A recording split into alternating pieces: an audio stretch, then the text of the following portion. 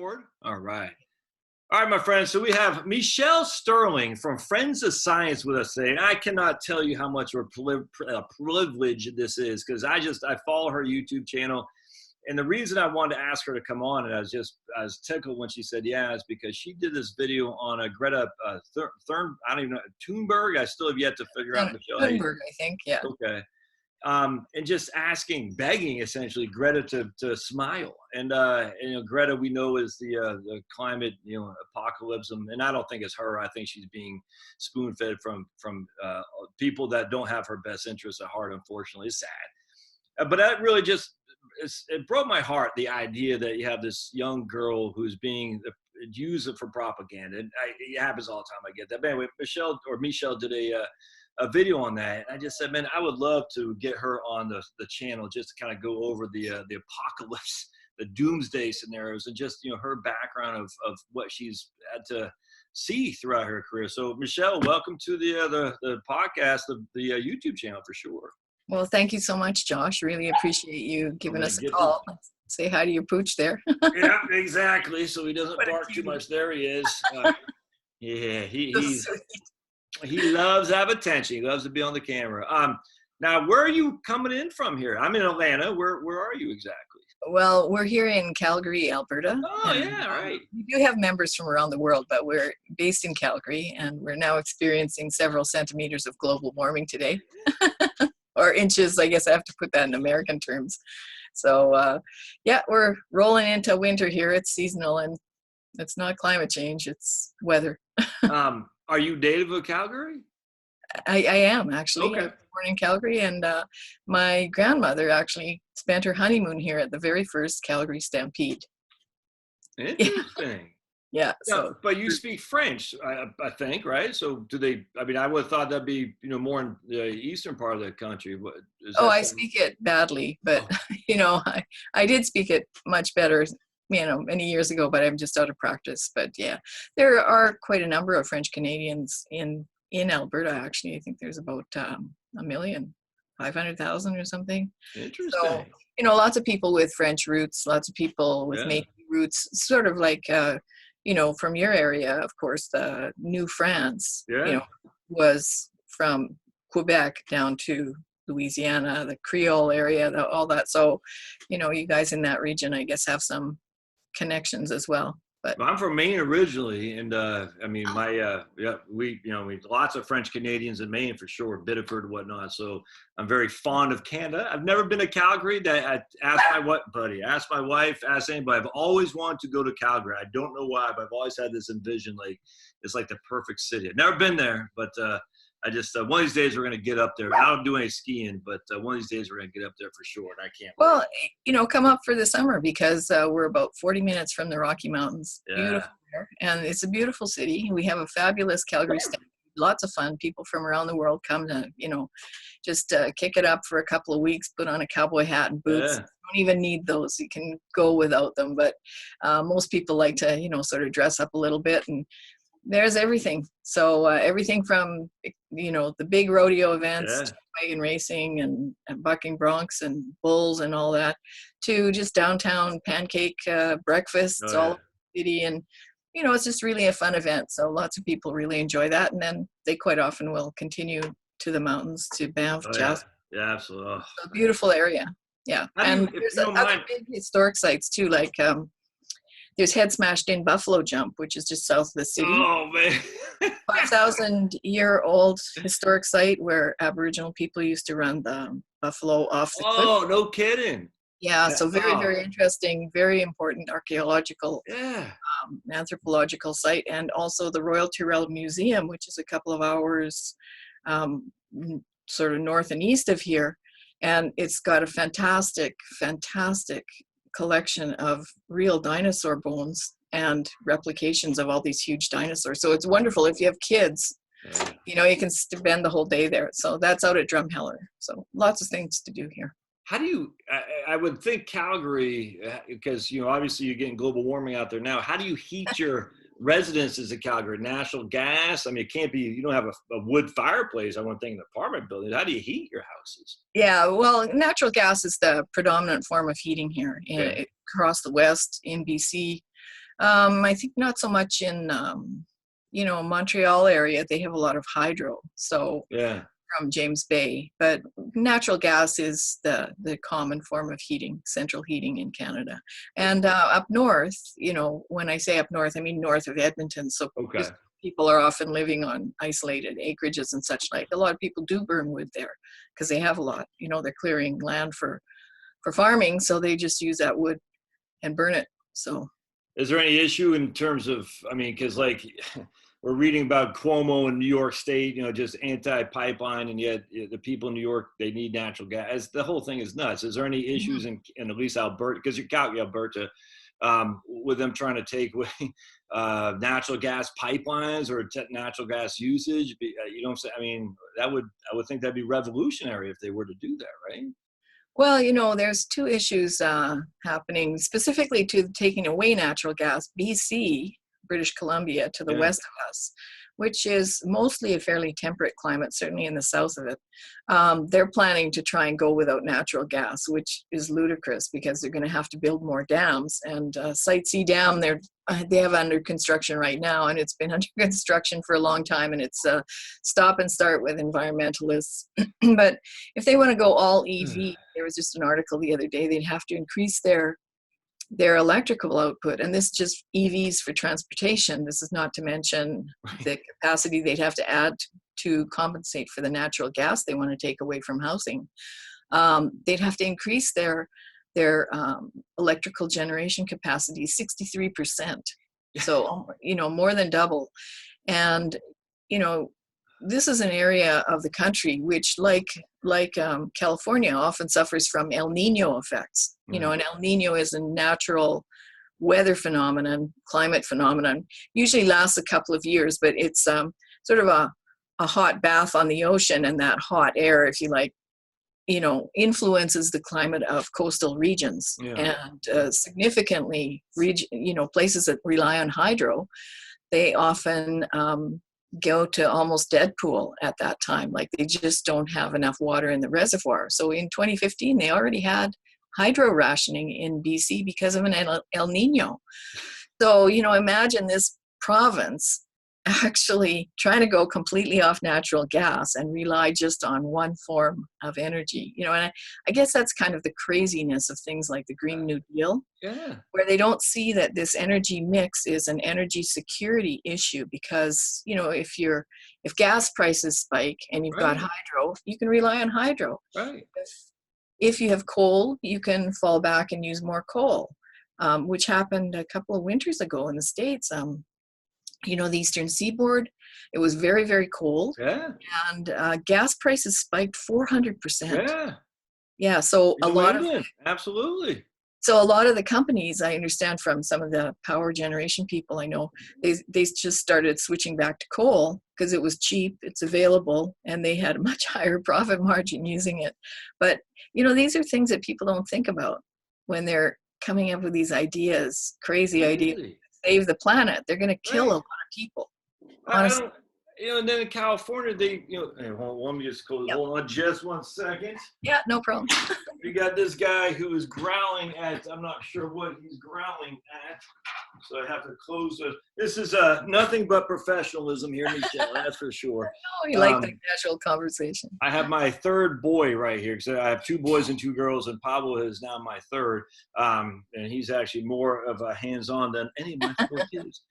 I sit there like California, they just got, they don't like hydro, or at least in Southern California. I can't remember what the dam was or anything, but the environmentalists all up in arms about hydro. So it's kind of like, it's like you can't win with these people. I literally don't understand. I'm sitting there thinking, you don't like nuclear. You hate coal, obviously. You don't like clean burning natural gas. You don't like hydro. It can't be just PV and wind. And then you're saying in Vancouver or BC, they're going to try to get rid of natural gas and go all hydro. Hydro, and they plan to put solar panels and wind turbines. Well, first of all, BC is a very mountainous region. So what are you now going to start, peppering all those beautiful mountaintops with solar panels? And it also snows there quite heavily in winter. So are these the green jobs? You're going to give everybody a broom to get out there and sweep them off? They also always have wildfires because that's part of how the forest renews itself. Well, that spreads a lot of ash and soot. So, that dramatically diminishes the effectiveness of solar panels. Yeah. And I have no idea where they could put wind farms. If they put them off the coast, part of the problems we've had in Canada is pipeline blockades to the coast. Well, the blockades from like protesters or something like that, or yes, foreign funded protesters. Yeah. So the blockades, one of their principal arguments is that the whales might suffer, from a tanker.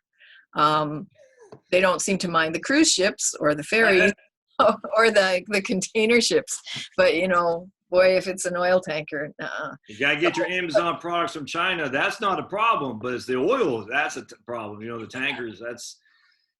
Yeah, so, if they're going to plan to build offshore wind farms, what about those whales? Because those wind farms are not very good for critters. I was driving through New Hampshire about 2 years ago, Michelle, and going towards Dartmouth College. I forgot the White Mountains, and it just had I took this beautiful, beautiful picture because it's insanely gorgeous. It's just insanely beautiful. And I said sarcastically, you know what this picture needs? It needs some wind farms, some wind turbines. That would really add to the natural beauty of God's creation. I just, because Maine, in Texas, I lived in Texas, I'm from Maine, like I said, and just the wind industry, how they sold that to, I don't know if it's ignorant or greed. I don't get it. I just sit there, look, solar PV, solar thermal, I get, it's not going to heat my house, but I get you could certainly say, look, I can power a freaking computer on a photovoltaic panel, but the idea that we're going to heat our homes on solar photovoltaic is stupid. And then wind's even worse. I'm sitting there thinking of all the industries that have gathered traction, the solar, photovoltaic, and wind. I sit there and I say, what do these guys have on people? Because this is like the worst of all it's insane. I just don't get it. Any thoughts on it? I don't want to go up a rant, but it's crazy. Well, see, first of all, they're both sold as being clean and green, as if, nobody has to do any mining to get all minerals, and those things don't have to be shipped anywhere. Or replaced. That's very interesting is Robert F. Kennedy Jr., the environmentalist, is quoted as saying that when we're building wind and solar plants, farms, all we need is about 3,000 feet of elevation and a gas plant, because what we're really building is a gas plant, and that's true. So the people who are pushing this they're interested in carbon offsets, and the renewable tradable energy certificates are created by the wind and solar farms. So they're like printing money every time they're running. The gas plant, they're selling more gas.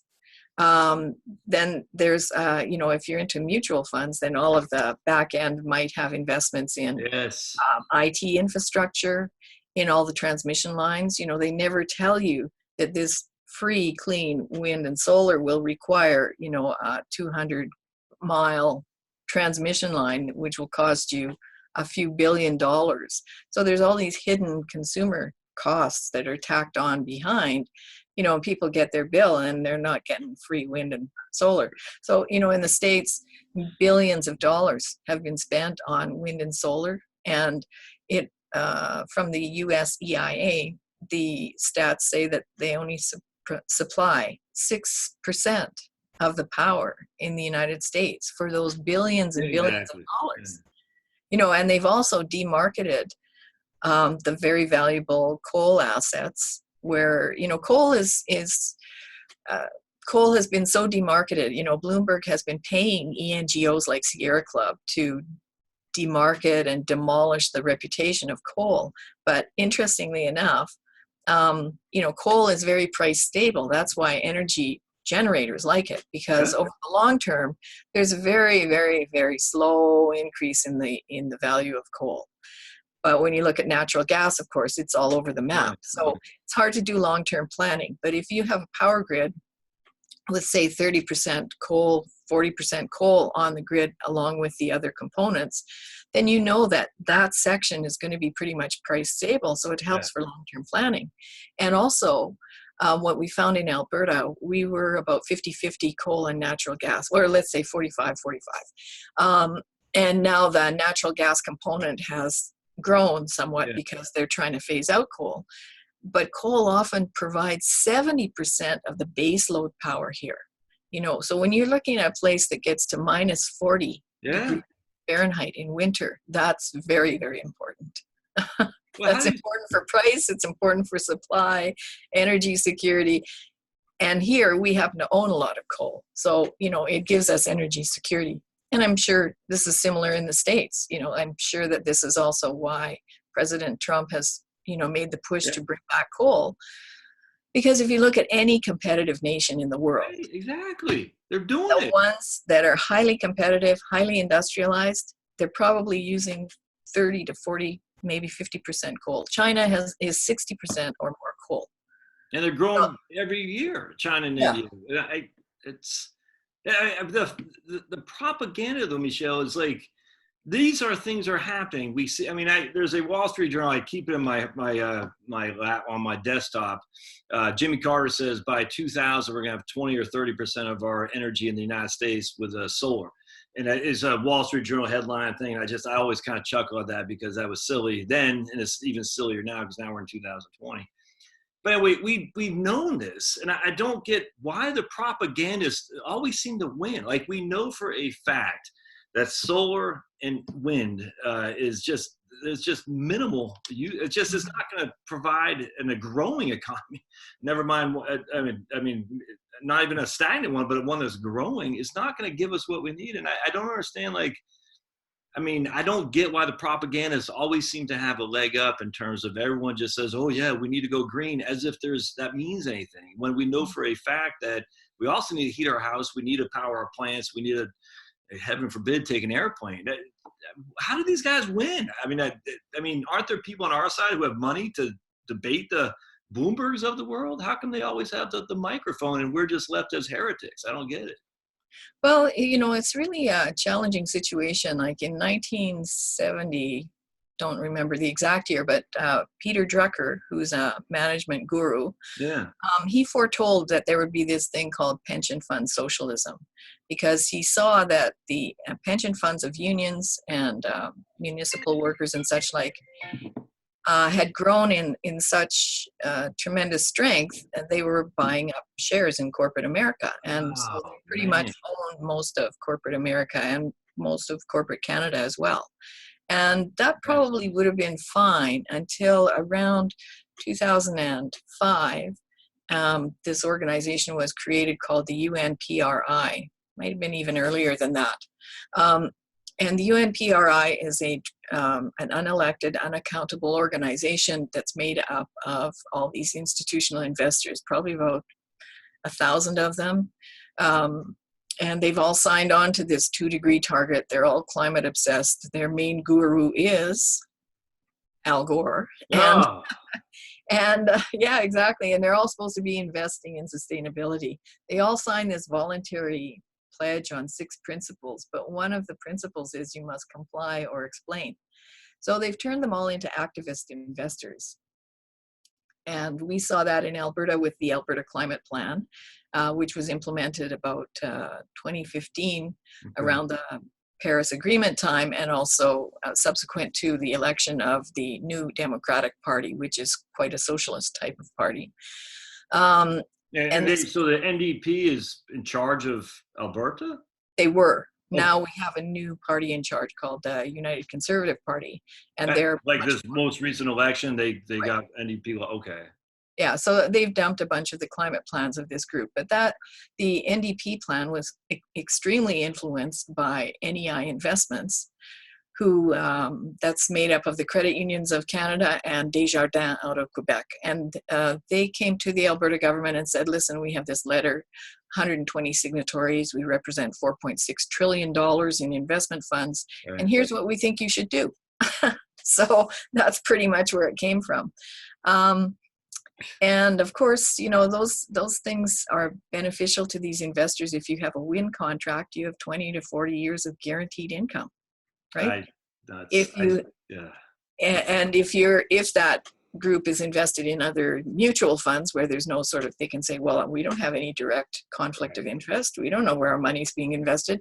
But if it is invested, say, in the construction of wind turbines, the gas plant, the offsets, then they're making lots of extra money from all of those added elements behind the scenes of the wind and solar farms and the renewable energy certificates. So there's a group primarily based in the States called Climate Works Foundation. And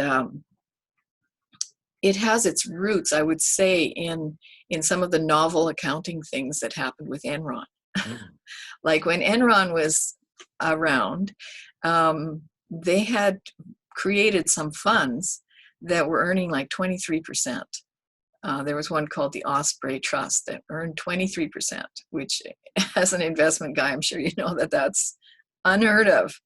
So as Enron collapsed, a lot of people saw these ideas of an international cap and trade program, carbon pricing, renewables.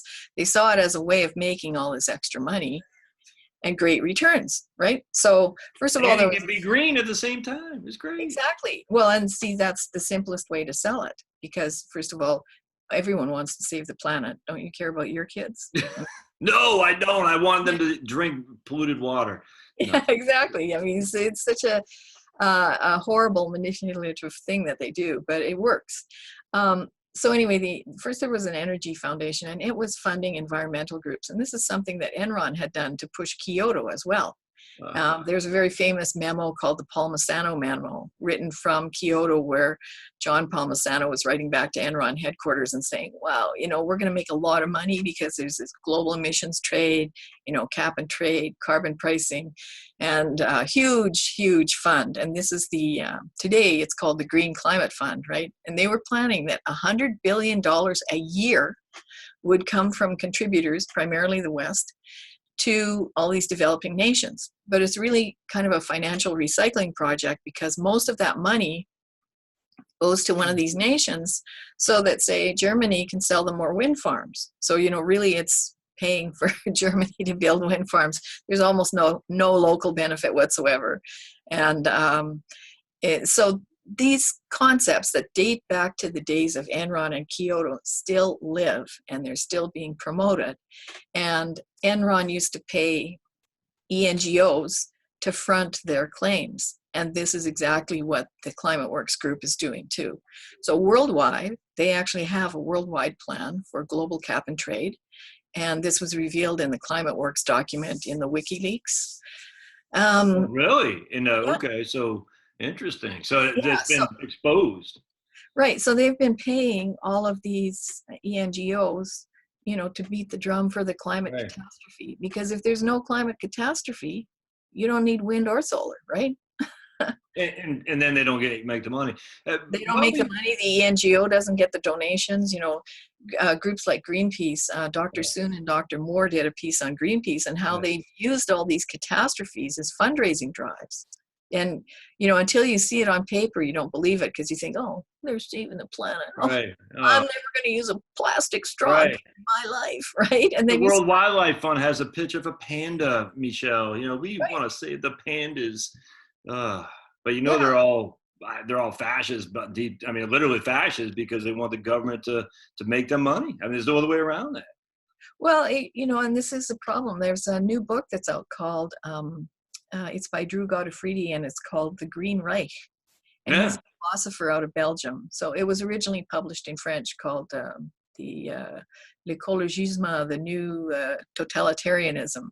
And it just came out on November the 1st. Oh, the Green Reich, R-E-I-C-H, like Hitler Reich. Okay, that's it. Oh, man, I'm getting that book. And he's looked at it very closely, and he said, there's a humanicidal tendency in these groups.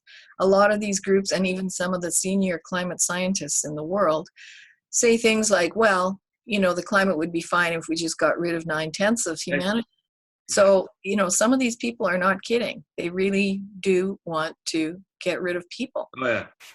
And, on the sick side of things, if you look at what's happened in the UK, where they've implemented things like carbon taxes, and that's driven up power prices and heating prices, and lots of renewable subsidies. Like, for instance, the Drax former coal plant now makes more money from renewable subsidies, burning wood pellets from your part of the world. Exactly, from North Carolina. Yeah. In virgin forest. Yeah, they make more money off that than actually selling the energy. Which have to be shipped by a boat that's not running on battery. That's the whole thing is. But anyway, in the UK, the winter deaths of elderly people have skyrocketed because of heat or eat poverty. They can't afford to heat their home, or they can't afford to eat. So either they're dying of malnutrition, or of cold and associated respiratory illnesses because you're living in too cold of an environment. So these policies really are literally wiping out people. And they don't mind it. I mean, just look at, literally, I'm not going to paint with a broad brush, but many of those people on that side of what I'd hate to say left, because, my parents are hippies, and the left from the day of what I remember was, just love people and just was okay. Protect the earth. It's long gone. Now the left is fascistic, and I don't mean like freaking Hitler's brown shirts necessarily. The Antifa certainly is, but I mean more that the government dictates how things are run, and as long as we make the money, we don't care what happens to humanity. I truly believe that, and I just find it. Not only do I find it disgusting, I don't get why so many people fall for this. It's nuts, and I get the propaganda in schools. I get all that, but do people not think any? Do they not have a sense of just thought that they can see? They keep saying these climate alarms, and yet it never happens. Yet we get better. When are somebody going to say these guys are full of crap? It's crazy to me. Well, I think President Trump did say that. He pulled out of the Paris Agreement, and I think he signed a formal document to do that just yesterday or today. As a business guy, I'm sure he looked at the Paris Accord and said, well, this is nothing, because it's non-binding, which in a way that's good, thank God. But it's also, very waffly. It's none of the targets have been met for the past 30 years. So why would signing this agreement in Paris make it a real thing? But they're using very advanced psychological techniques. There's a woman in the States called Margaret Klein Solomon. She's with Climate Mobilization. She's a clinical psychologist by training, and she has developed the climate emergency mode. And she, the things that Greta Thunberg is saying in public, she is parroting what Margaret Klein Solomon has written and developed as a plan. And that is that the way to get people compliant is to scare them to death. So, when you hear someone say, I want you to act like your house is on fire, this is part of this psychological tactic to make you feel like, oh my gosh, the end of the world is near.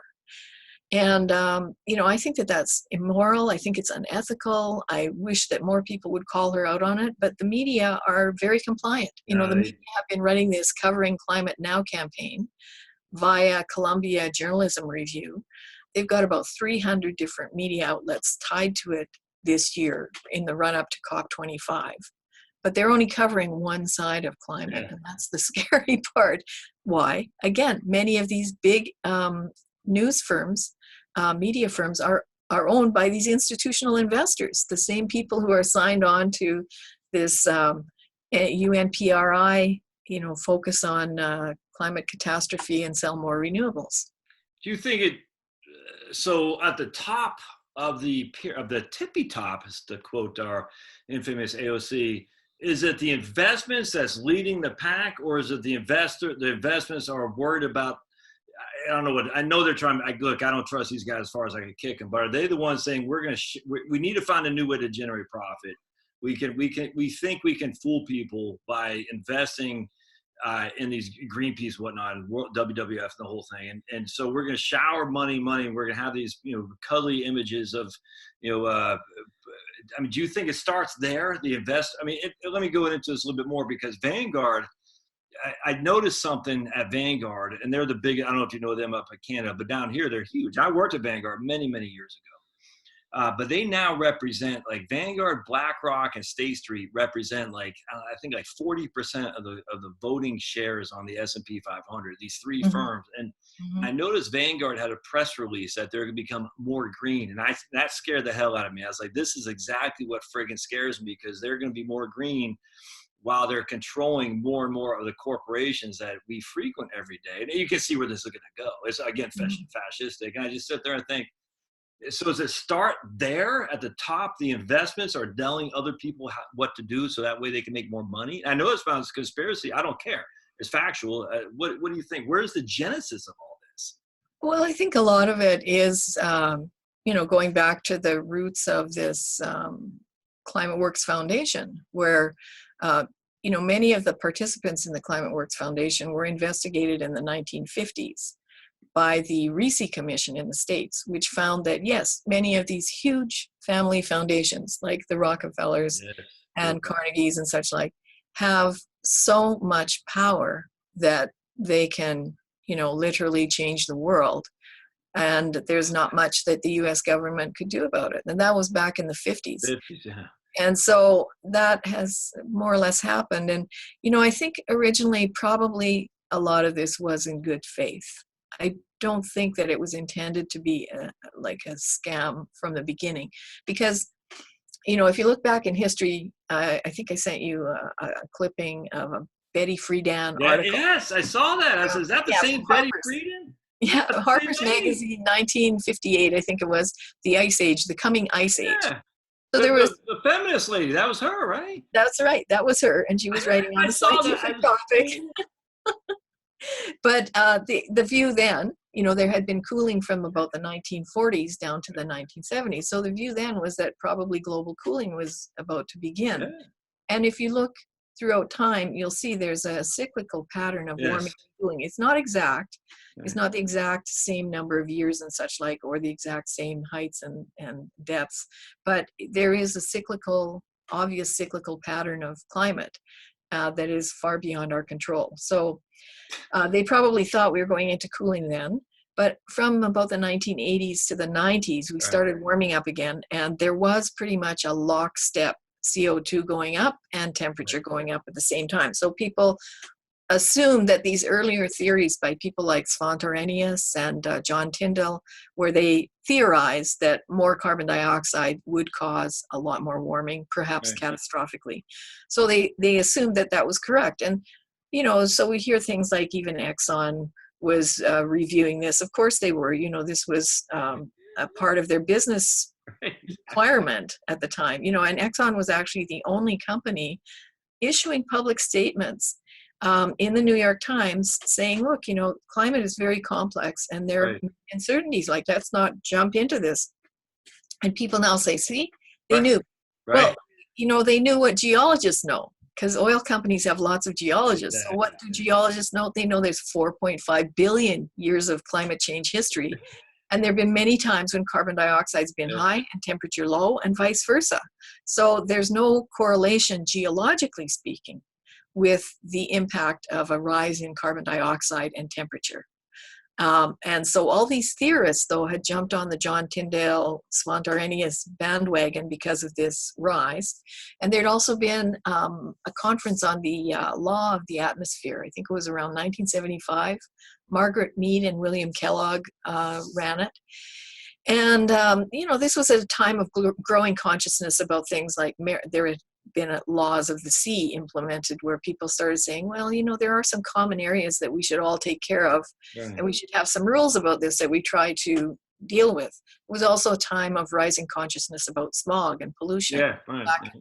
Back in the 70s, LA was, choked with smog. And cars the Lake Erie or whatever it was, Like, it set the whatever that lake was in Pennsylvania or Ohio on fire. You could literally fire. People because people were ignorant at the time. You can't, in many ways, you can't blame them. People didn't know. Like, when I grew up in the country, and I remember every spring, when there was a spring flood and the river in front of our house, you saw everything going down that river, because people used to throw things in the river because it went to the sea. That's how people's consciousness was. But anyway, So there was growing environmental consciousness. I would say at that time, the environmental groups that were actually grassroots, probably people like your parents, really did a good thing, because they elevated the consciousness of the public and governments, and they forced them to implement rules to reduce emissions and manage these noxious pollutants, build wastewater treatment plants so you're not sending your sewage into the river. So lots of good was probably done then. But as I say, once this 1980, 1990 period passed, moving into the 1990s, we saw quite a separation of carbon dioxide rising. Yes, right. Temperatures are flatlining to the point that in 2013, the Intergovernmental Panel on Climate Change issued a report saying, well, for the past 15 years, there's been pretty much no warming, even though there's been a rise in carbon dioxide. CO2 is... Yeah. And then they also said, and none of the climate models that we use predicted that. So that means there's a problem in the climate models. But these climate models or simulations, that's what policy is being based on. So that's what, when AOC is saying, oh, we're all going to die in 12 years, it's based on one of these simulations. It's using faulty data on carbon dioxide, and that's probably using the worst forecast called the the representative concentrated pathway. And if I can just talk about that for a minute, that's this is called the RCP, and in the IPCC report they have a chart showing that there's an RCP of 8.5. That would be like the most catastrophic outcome they perceive, but that would mean everybody going back to burning coal and wood, which is not going to happen. And there's, I think, a 6.4, a 4.5, and a 2.6. So, and we're about here. So in real life, we're here, and 8.5 is up here. So that's completely unrealistic. But when you hear these scary stories, this is what they're relying on. It's far more likely that the future would be down here, because every day we're coming up with mitigations for carbon dioxide, and every day scientists are finding that it's not the control knob. That's what Judith Curry testified to the US Senate after that IPCC report. She said, carbon dioxide is not the control knob that controls climate. Exactly. No, she said, you can't just turn on this knob called CO2 and change. But yet we are so arrogant to think we can. Actually, it's sad because Judith Curry, my oldest, goes to Georgia Tech, and she's studying CA computer science, but she's very interested in math too. And I said, oh man, Judith Curry's down there, and now she's not there anymore because they ran her out. She retired, because she's a heretic. My parents, we'd compost, we had chickens, we had eggs. They went back to the farm, so to speak, and I'm sitting there thinking, that's fine. There's a guy named Curtis Stone up in maybe it's in Calgary. He's an urban farmer, and he talks all this about the Alberta land, ALR, something like that. Just the insanity that is on the green agenda, and this where you can't even farm your own land without the government approving. It's just, because I follow making the soil healthier and all that stuff, but not the way the Greens want to do it. Anyway, it's nuts. And I'm sitting there thinking, there are people who are trying to do this, but yet we're not going to be allowed, because if we don't fall hook, line, and sinker to the orthodox, we not quite literally, but soon literally burned at the stake. It's the weirdest thing. And the thing that just, Michelle, that I sit there with AOC, Al Gore, and I listen to this guy, a comedian, and he's from Boston, he's a good guy, but he always talks about global warming. And yet he flies all over the world. I sit there and say, you can't do this. It's nuts. Well, that's the hypocrisy of and as you're talking about this theme of terrorizing and stuff, I wanted to show my favorite. Oh yeah. Book.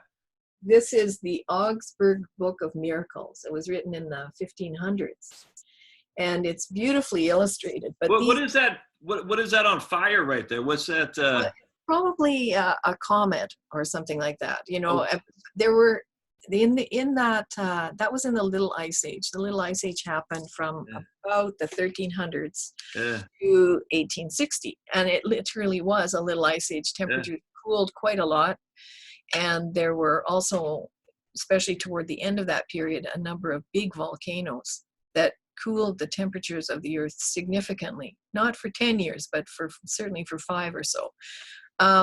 Anyway, people in that time were terrified by the erratic changes in the climate and the weather. And, there's a very good video piece I invite people to watch by Dr. Sally Baliunas called Weather Cooking with the Help of Satan. Because in that time, that was the only way people could understand it. They it would be a drought one year, then they'd have floods the next year, then they'd have these strange things coming from the sky, then there'd be a volcano, say in Iceland, but in Europe the sky would turn all kind of golden with the ash and the aerosols. So the only way people could explain these things was by looking at the weirdo down the street and saying that person, that guy did it. is weather cooking with the help of Satan. And in that time, thousands of people were burnt at the stake for that crime.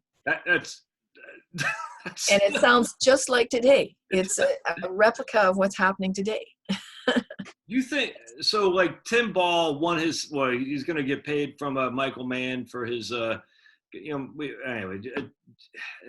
it seemed, I don't know, maybe it's just my whole, I'm an optimist. If you got 4 kids, you can't help to be, but I fight the pessimism that's in me, Michelle, because I sit there and I think that corporate America takes care of corporate America. I don't know about Canada. I imagine the same thing. And the moneyed interest, we've beaten everything else. We beat the Nazis. We essentially beat the commies. I'm not quite sure what we have with China, but we got to create something in which to fight against for our own feeling of self-worth. And it's easy for upper elitists to blame the environment and say they're going to be for environment because there's nothing for them to fight anymore because they have 3 meals, they have all the just the glory of living in modern society, and so they're going to spend all their money just to essentially to self-gratification, saying we are going to take care of this so you don't have to worry about it, i.e. we're going to spend our money to fight against global warming and things like that. But they got the money, and I'm just thinking, you think is there any 15 years from now, are we going to be living under a Green New Deal, or are we going to be living under more of a libertarian free market thing where people, what do you think? I can't help but, I don't know, man. I get nervous about this. Let's just put it that way. What's your crystal ball say? Yeah, I wish I had a crystal ball. I don't. But these, it is very serious because there's 2 things I would say that are involved here. One of them in the whole Earth movement is that it's an almost direct transference of Judeo-Christian religious thinking to the environment, where the Earth has become Mother God, if you like. Exactly. And it is very religious and very cult-like in its dogma and its requirement that everyone comply. So, of course, this is where we hear about the 97% consensus all the time. And that's also a very powerful psychological tactic because we're herd animals by nature. We're gregarious. We want to belong. We want to be involved. And on the other side of it, another psychological tactic is ostracization. Yeah. People don't want to be left out. They don't want to be a heretic. They don't want to feel rejected. In terms of our subsistence survival hundreds of years ago, if you were rejected from the tribe, you died. Right. But today, if you're rejected, actually Kipling D. Williams is a psychologist. He's done a lot of work on ostracization, and he's found that the feelings of being rejected are in the brain are interpreted the same as physical violence. Really? Yes. So, and people know that, when somebody rejects you in an onerous way, you have that gut-wrenching feeling that it hurts. It hurts. It really hurts. And even if you try to make your case and then you're mocked or bullied or whatever, that hurts even more. So they're using these very powerful psychological tactics to force conformity. And there's another element, and that is sort of the Marxist communist socialist movement, where ordinary people look often, a lot of people like Extinction Rebellion and such like, they would look at things like energy in the world and say, well, why should you people in Alberta have access to all these energy resources and and we're forced to buy them from you when we could all own them. You know, and Never I think, tried that before. Yeah. well, I think the UN, you know, many of the signatories to the UN are from countries that don't have fossil fuels. So they look at it and go, well, we Yeah, can that all, makes sense. Exactly. we'd love to all own those fossil fuels. So, you know, there are lots of elements of these things. And one of our commentators, Robert Lyman, he was in a public servant in Canada for 27 years. He was a diplomat for 10 years. So he's got a really good insight on all these things. And he said, you know, it's interesting that when the wall came down, the Berlin Wall, you know, communism had to find a new program, right? And so a lot of that shift came out of Germany, came out of the Green Movement in Germany. So, you know, there's lots of factors involved here. And, you know, particularly if I can go off on a tangent about Alberta. Yeah. Well, you know, Canada has been under this green trade war, the tar sands campaign, which has largely been waged by forest ethics and corporate ethics out of the States. Corporate ethics has run 100 groups worldwide to actively denigrate and demarket the oil sands in Alberta, which is probably the finest environmental example of oil extraction anywhere in the world, but we're denigrated all the time as dirty oil. Well, then you find out that groups like the Oak Foundation, which is based in Switzerland, has been funding all kinds of environmental groups in Europe, and like groups that have 100, 200 associated networks. They were funding a group in Quebec called the Global Climate Change Action Fund, which claims to have 470 nonprofits around the world in 70 countries that don't want to use fossil fuels. So, you know, you've got these huge groups of little grassroots people. They're being funded by these major foundations. And in our part of the world, they're attacking our the essence of our economy. And people often dismiss it and say, well, you know, that's silly. Well, who's behind all of this? Exactly. Right. A, it could be institutional investors. B, it could be vulture investors who are trying to drive down share price so that they can cash in. C, it could be geopolitics out of Europe, because where does Germany get its gas from? Russia. Yeah, and what did President Trump say to Germany? Hey, you guys want me to support NATO, and yet you're buying all your gas from Russia. Buy some from us. He didn't say don't ever buy from them, but, you know, come on. Here we are. We're supposed to be your ally, and Russia's not. Right. And you look at France. France has La Francophonie. I don't think people talk about that much in the States. La Francophonie is about 140 countries around the world who are associated, kind of like a British Commonwealth, but of France. But in their list of partners is Qatar. Qatar is deemed to be a terrorist state, right? But who's Britain buying their LNG from? You know, in winter when they run out of gas and when the wind farms aren't working, I don't know where they make these emergency orders of LNG from Qatar. So Britain and Germany are buying their from. Yeah, you know, and again, you know, I have to say, I don't have an objection to international trade because, you know, if you want to buy gas from Qatar or like France, right? Total is the French oil company. They pulled out of the Alberta oil sands. They put $5 billion into a gas deal with Iran. So, you know, these are supposed to be Western nations that share our values and that we want to do business with.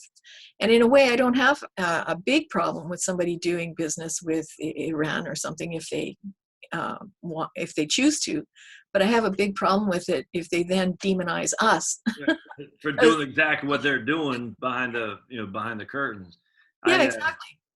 So, you know, I think that there is a huge element of geopolitics at play, and I'm not skilled enough to know what that is, but I'm sure people, you know. I wonder if because I do believe Trump's going to get reelected probably pretty heavily. And while my capital R Republican days are behind me, I'm definitely more libertarian. I do like the Trump. And I wonder if when he gets reelected, maybe he should go on a Teddy Roosevelt type trust busting and go after the NGOs and whatnot, and and these various foundations and whatnot who just are essentially, because, and I was thinking about this the other day.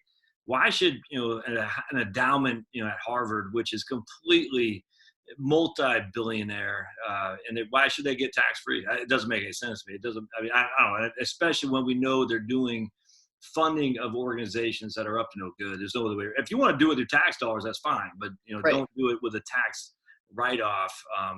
The way I look at it, Michelle, and I'll let you get out of here in just a second, but I'm a poor kid from Maine.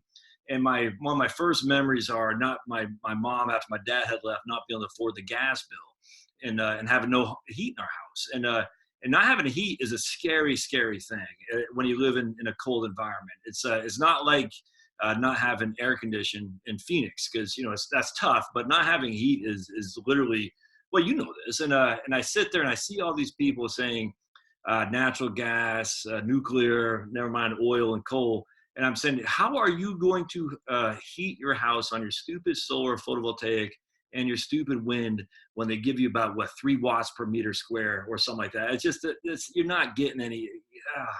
And that's what it kind of came to me, where I said, you need this thing. You need fossil fuels to heat your house. And if you can't heat your house, then the poor people are always the one that get killed, literally killed by this. And the rich people, though, dying, what's her name, Nancy Pelosi and all these guys, they can just jet off in their electric planes, right? And it really bothers me, because this is, I think, is a classist thing.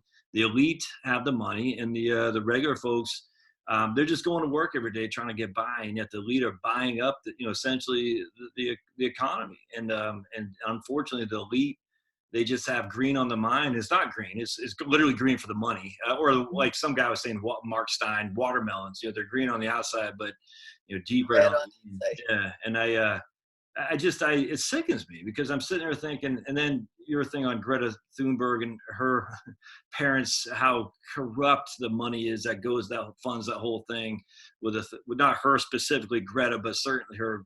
The whole thing is just corrupt as all can be. And I ponder that. I don't know about Canada, but Americans can just sit there so idly and take this, and that's where I think, at the end of the day, I think the bulk of us won't, and we're going to reelect Trump. But then I see you reelected Trudeau, and I'm like, oh my goodness, how did that? I mean, how did that happen? I thought that guy would be dead to rights in terms of politics. You know what I'm saying? How did he get re-elected? That's crazy. Well, yeah, it's again, the environmental groups in Canada, which really got launched with a lot of foreign funding. Yes. They have tremendous financial power. So in the years from 2000 to 2018, they took in, the top 40 environmental groups in Canada took in revenues that were 11 times that of all the political parties combined. Whoa, combined. Combined. They took in 27 times the revenues of free market think tanks in Canada, like Fraser Institute. Right, and right. So, they are really out distancing any common sense voice. And political parties know that to win, they have to get that power on side. And that's what Trudeau did effectively. He also did it in the 2015 election, when the environmental groups had made this bill C-48, which is what it became, the tanker ban off the West Coast. They'd made that an issue. And, he tweeted out that if I am elected, Northern Gateway Pipeline will not become a reality. So obviously all of those ENGOs, their supporters, their vast social media networks, boom, they all jumped on board. The fundamental problem is that people are energy illiterate. Yes. They really don't know the difference between energy density of wind and nuclear, or wind and coal, or wind. Just a gallon of gasoline, for heaven's sake. You know what I'm saying? I mean, the energy density of a gallon of gasoline is insane. Right. So they don't have a sense that, that they come home and turn on the light and there's power. So they figure, okay, I don't care if it comes from wind or solar. Some people even pay extra money to get their power from wind and solar. Well, the power grid doesn't differentiate between, oh, we're sending this green energy to Josh's house, we're sending black, dirty energy to Michelle's house, because she never paid for those green energies. Right, exactly. It's all the same power. Basically what you're doing is you're funding some wealthy corporation's building of a tax subsidized wind farm. Yeah. So, people are just so energy illiterate, they don't know how the world runs. And the world runs on more than 80% fossil fuels. Renewables only provide about 2%. So yesterday, Bloomberg put out this news story that the end of oil is near, right? They keep saying that. So a lot of people were tweeting about that. These green groups were tweeting it, green supporters. So I started posting this graph from BP, which shows the forecast, and it shows, here's renewables, this tiny little thing. Here's coal, and here's oil, and here's natural gas, huge, huge, huge sum. And one of the people tweeted back and was like, wow, look at coal. Yeah, look at coal. Right. There's a video online that from China.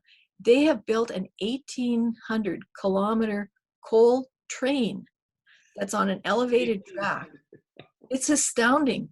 And this thing is going to be delivering coal for the next 100 years. They're not going to the renewables. They're not phasing out coal. But people think China's going green. I'm like, this is great. They're not. It's nuts. Because people, I don't know if you see the USGS, United States Geological Survey, but it seems like every 3 months they're reporting on newer finds for natural gas in the Permian Basin, or I think they had one in the Marcellus Shale. And I'm sitting there thinking, I'm like, hallelujah. But then I think it's only hallelujah until Trump loses to Elizabeth Warren, who says she's going to ban fracking and stuff. And I'm sitting there thinking, are these people, I can't help but think they are either fake or they're insane. No, they can't. I just sit there, I'm thinking, we have this huge abundance of natural gas. Yeah. And they just act like, it's like, anyway. Well, because there's a book by MIT put it out, and I think it's called Cheap and Clean. I can't quite remember. I can send you the title after. Yeah.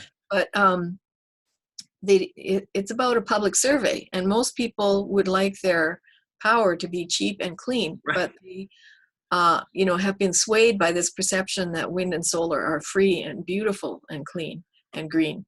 And they were trying to determine why is that. And I guess, they said some of the characteristics of wind and solar are ubiquitous. When you're walking down the street and there's a nice breeze, right. You feel quite good, and when the sun comes out, you feel good.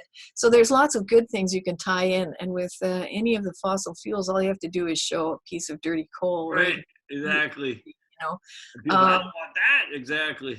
Right, and yet when you look at the longevity of people, from the 1700s, people lived till maybe they were 30, 40 years old. And then there's this blossoming from the 1800s forward as we expanded into all the different fossil fuels.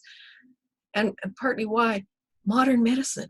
Like, what are these people who are advocating a complete phase out of fossil fuels going to do for modern medicine? Because the only thing that keeps a medical facility running is reliable, affordable power. Right. You need electricity. You need to drive pumps to make sure the air is clean. You've got to have lights in surgery. You don't want your resuscitator going off in the middle of your surgery. Incubators. I mean, what in a hospital doesn't require fossil fueled power? How can you have modern day surgery without fossil fuels? You can't. And people say, oh, well, we'll build more dams. Well, dams are limited by the geography. That's what I'm saying. The environmentalists don't like that anyway. Right, or we'll build more nuclear. Well, nuclear would be good, but it too has some limitations in terms of geography. If you're building contemporary plants, you need to be near water cooling. And hopefully, there is some possibility that in the near future there could be these like small modular reactors, right. And that they could provide clean power and they could be easily distributed. Right. That would be fantastic. But it's not market ready. Like right. We still building our today. Future on a good idea or actually someone had written in We shouldn't be building our future on unicorns. Yeah, exactly. I love that. I need to get, I always talk about I want to drop an anvil on my head. Remember the old Looney Tunes thing? And I got to get like an anvil like what you had to drop on my head. Some guy had written in Science magazine the other day about how our medicine, modern medicine, was leading to global warming. I said, this is nuts. All right, how do people get, first of all, this is flipping awesome. I could literally sit here all day and chat with you. I love it. And, likewise. how do people get a hold of you, Michelle, and just give us the whole background of what you're doing and how people get a hold of you, and if anything that you're writing, anything you're working on, let us know, please, would you? Right. Okay, right. thank you. Yeah, well, if people want to become a member or donate, or if they'd like to just go through our site, we have a website, which is friendsofscience.org. I'm looking at it right now, as a matter of fact. Yep. friendsofscience.org. Yep. And it says... Yeah. And we also have another website, which is a plain language, sort of simpler, youth-oriented website called climatechange101.ca. Okay. So friendsofscience.org and then climatechange101.ca. Yes. Okay, cool. So, and we also have a blog, and our blog is listed on our website, and it's usually pretty active. It hasn't been the last couple of weeks because I had a technical problem that I had to fix.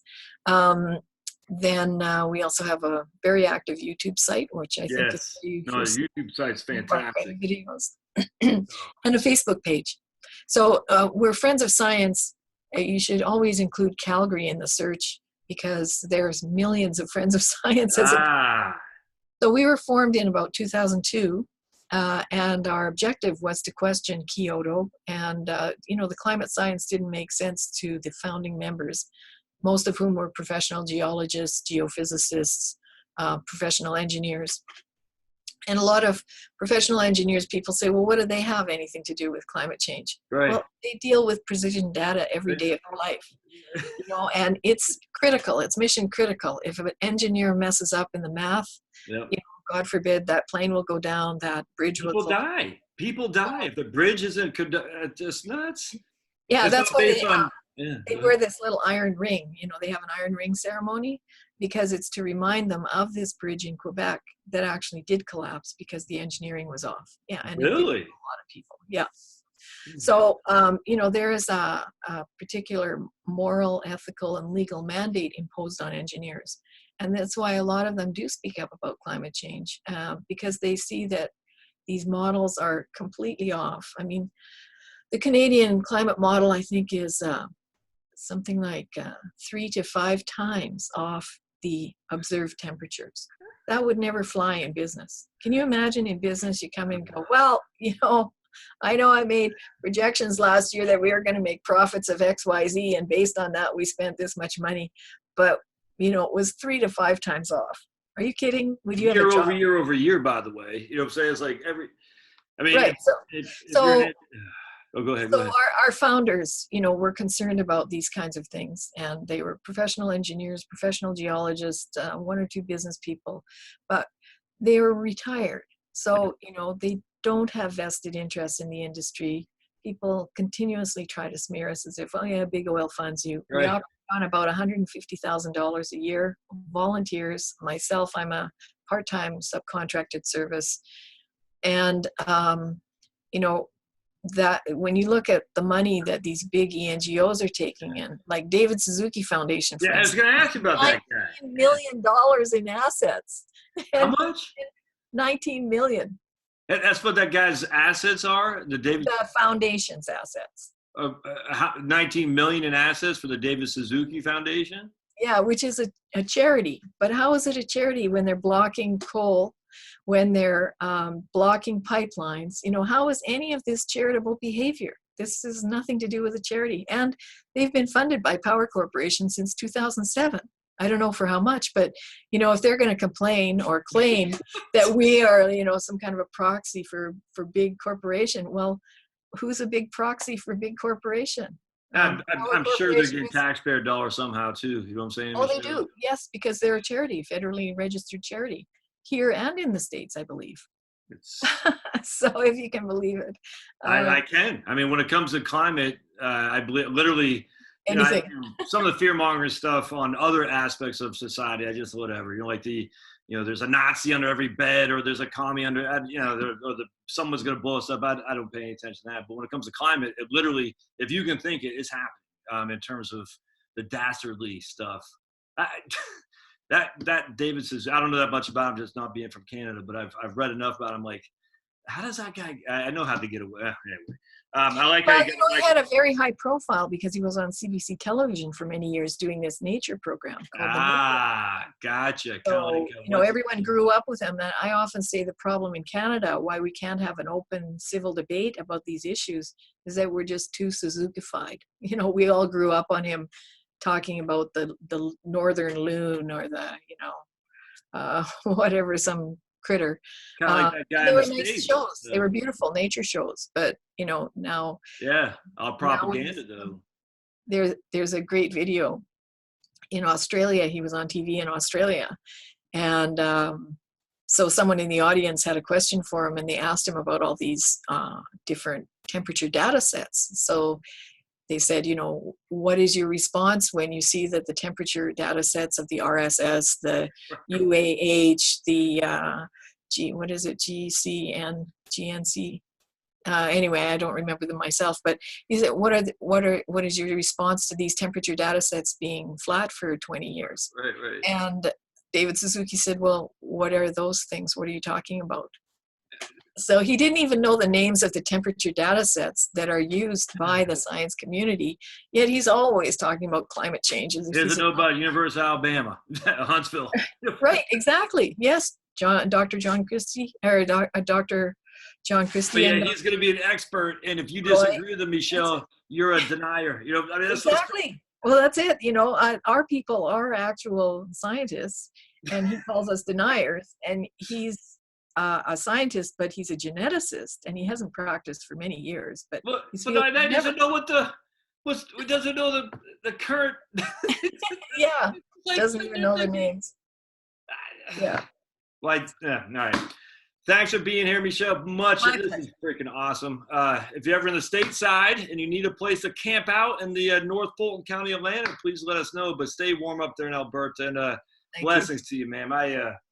I can't tell you how awesome this is that we have people like you on the side of reason and liberty. No other way around. It's about liberty. I mean, if they deny your right to have heat in your home, they're denying your liberty. And I am so glad that it seems like our side is getting less and less timid and more saying, no, we're not going to take this crap. You guys, David Suzuki, you don't know what UAH is. I mean, hell, I'm a financial planner. I know what UAH is. And just because I have a cursory interest in this stuff, if you don't know, that's the wrong answer. And I love it.